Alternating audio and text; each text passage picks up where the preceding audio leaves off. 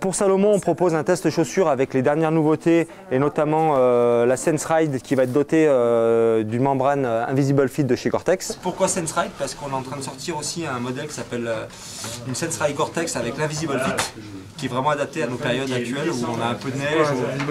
En fait, c'est une membrane Gore-Tex. D'habitude, les membranes Gore-Tex qui étaient dans les chaussures étaient un peu plus épaisses, rigides et apportaient un peu de rigidité au niveau du déroulé du pied. Et du coup, là, ils ont inventé une membrane qui est beaucoup plus fine, beaucoup plus souple et beaucoup plus agréable aussi en termes de sensation de pied. On a quelque chose de moins rigide quand on rentre le pied dans la chaussure et on a un meilleur déroulé et une meilleure dynamique de la chaussure tout en ayant la protection.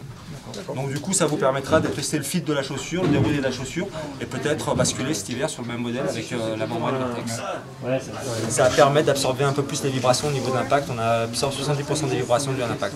Donc on va avoir un filtre supplémentaire sous le pied et avoir quand même une chaussure qui est très dynamique avec du confort d'amorti. Donc ça sera plus dynamique, plus amortissant que ça. Un petit peu moins en maintien sur du très technique, mais par contre sur du roulant, forêt, sous-bois, ce qu'on appelle du light trail, c'est vraiment la super chaussure.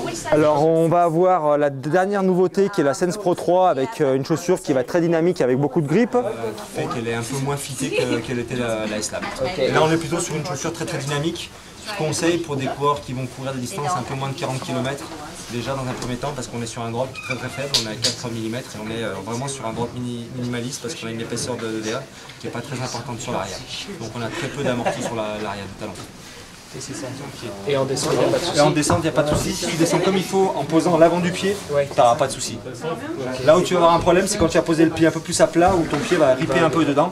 Que si tu es sur une réception plutôt dynamique sur le méta, ça ne bouge pas. Enfin, un peu trop grand. Parce que du coup, là, après, pareil, tu es perdu au niveau de... Il faut 4. Ouais, moi je laisse 4 là-dessus.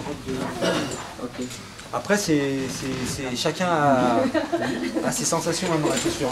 On a aussi en test la Sense Ultra Pro, qui est la dérivée de la S-Lab, qui est la chaussure qui a été élaborée par François Daen, plus une chaussure sur du long, sur du ultra. On est à Chamonix, on est plutôt sur des courses ici qui sont assez longues.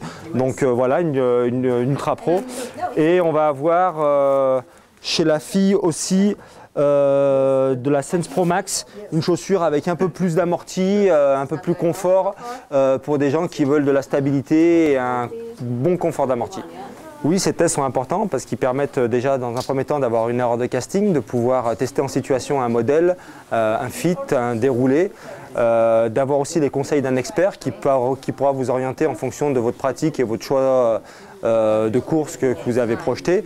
Et voilà, on teste en situation, donc rien de mieux que d'aller courir avec les chaussures avant d'aller les acheter en magasin. C'est vrai qu'en magasin, on a plutôt des fois des essais en statique et sur une très courte durée.